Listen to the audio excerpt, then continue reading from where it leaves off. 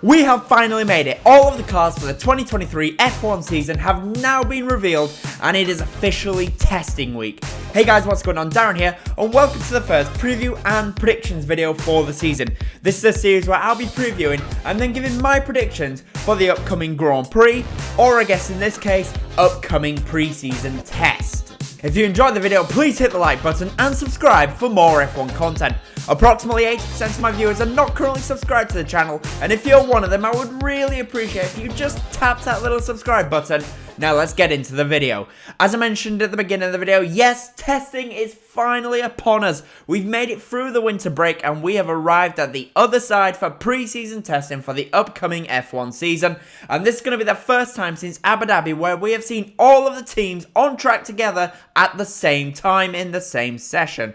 This test is a 3-day event and a week after that will be the first Grand Prix of the year, also taking place in Bahrain. So be sure to hit subscribe and join me for that because I've got preview and predictions and the returning reverse races to bring your way for Bahrain. Now to the test, and this test is crucial for all the teams heading into the first race of the year, as they will need to iron out any unfortunate kinks before the first race when the lights go out. Not only this, but it is going to give a slight indication into what the pecking order may be for the first race. But that being said, it may not be about the ultimate lap time, and instead, conclusions can be drawn by more than just the fastest lap. For the top 3 teams, testing is going to be incredibly important, as for those guys, they are expected to be fighting for this year's World Championship, so they cannot afford to have a test session where they spend a lot of time stuck in the garage instead of on track. But then again, that can be said for all of the teams, as they're all in the same boat, as this year, testing is more important than it was in the previous year. But why is that the case? Well, that's the case because this year there's only one 3-day test session, whereas last year there was 2 3-day test sessions. If a team misses a day in testing in 2023, that means they are missing up to 33% of their potential time on track, which will be catastrophic for them in trying to run and fully understand their car. Whereas last year, missing a day meant you lost half of what you miss now.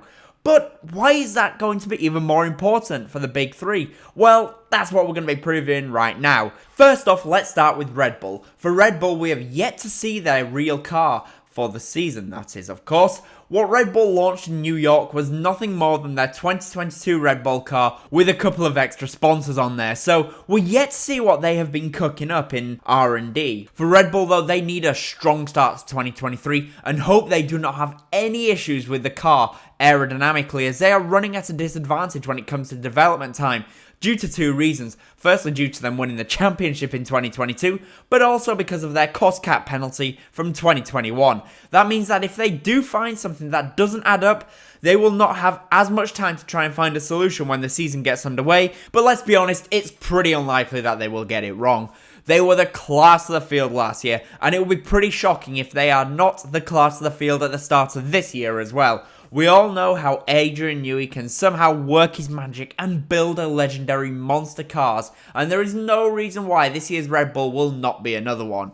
Also, the Honda is arguably the strongest power unit in the entire field, and along with the low drag concept that Red Bull had, at least based on last year's car, they will be very difficult to pass on track. For Red Bull, there is no reason for them to chase lap times, and for me, it will all be about Red Bull trying to get as much mileage as they possibly can. The reason they'll want as much mileage as possible is Honda only powers Red Bull and AlphaTauri. That means Honda need mileage from these 2 teams in order to make sure that their power unit for the season is working just how they want it. Next up is Ferrari. Ferrari certainly won the trophy for the best launch of any team this year, in my opinion. The team opted to do their launch in front of the Tifosi at their own circuit and actually drove the car around Fiorano. The car certainly looks like a very much improved Ferrari from what we have seen, and there is a lot of interesting details on the car, some of which might have been slightly illegal last year with the front wing. Yes, the front wing on the Ferrari incorporates a similar design of wing slot separator that Mercedes had on their car last year. However, it seems unlike Mercedes, Ferrari are not going to be told to remove them. At least not yet.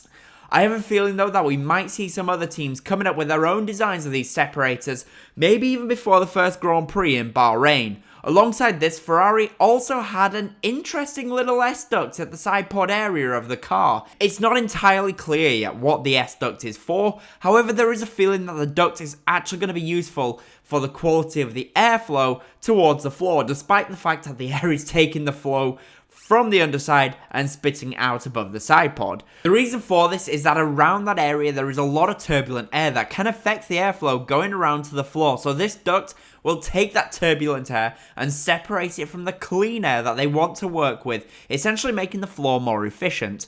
Alongside this, the turbulent air points out right into the path of their cooling ducts in the side pod, which have remained from last year. This means that they can have additional cooling going to the engine in order to hopefully avoid that little issue that they had last year where the Ferrari would, on occasion, do the big combust and just blow up randomly. For Ferrari then, the test will be all about them trying out this very modified and updated car and seeing what does and what does not work. For me, Ferrari have a heavily revised car that is based off what was a very successful package from 2022, and they will need to get a lot of mileage under their belt. They will need to put their power unit to the test and see if their duct does exactly what they want it to do. I have a feeling that during this test we're going to see the car running with several different cooling packages with regards to their lugs to see what they can and essentially can't get away with.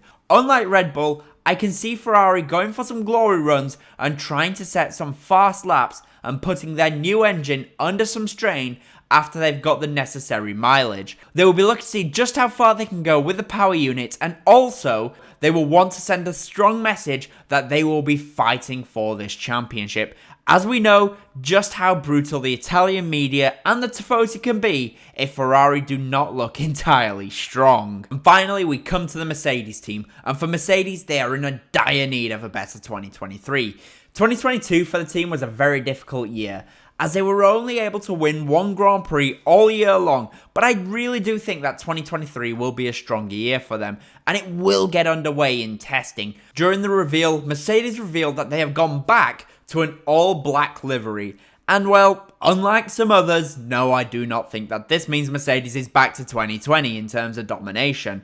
Instead, it is pretty clear that the reason that they did this is because they want to hide the fact that Mercedes is essentially running with no paint on their car in order to try and get down to the minimum weight.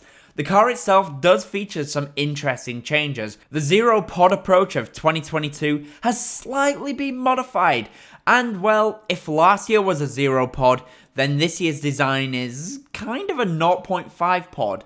A hybrid pod, if you will, halfway between the no pod and a return to side pods, albeit in a slimmed down fashion. There has been rumours that the shakedown for Mercedes was a little shaky, but of course that's why it's called a shakedown, and there was some reliability gremlins for them, and if there was, then actually I think that's a good thing for them. It's so much better for them to find it on a day when they're only going to do 100 kilometers instead of a day when they're against the clock to get as much mileage as possible. For Mercedes, in my opinion, this test is going to be all about them trying to find out if they have finally, once and for all, fixed the issues with the flaw that plagued them during the 2022 season. They already know they're going to be reliable, as they was by far the most reliable team last year, and that is likely to carry forward into this year, so they can use that mileage to test the flaw and put the car through its paces. If they have fixed their flaw issues, then they can really start chasing performance and finding a way to close the gap to the top two teams, and I really do believe they will do that.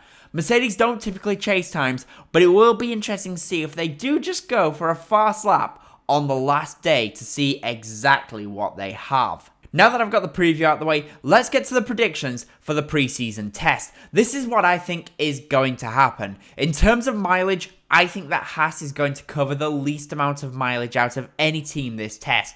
It is a shame to say, but yeah, I have a feeling they're going to suffer more than most.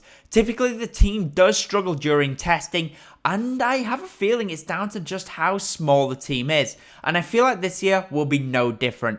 That means that to say, yes, I think they will do less mileage than Alpine, even though Alpine will almost certainly have the most power unit issues of any team. Poor old Alpine, but they do struggle being the only Renault power team on the grid, and I think that once again, this is going to affect them when it comes to reliability. I think that the Aston Martin team is actually going to shock a lot of people, and a lot of teams are going to turn their head towards the green machine just to see what the likes of Fernando Alonso and Lance Stroll can really do with this car.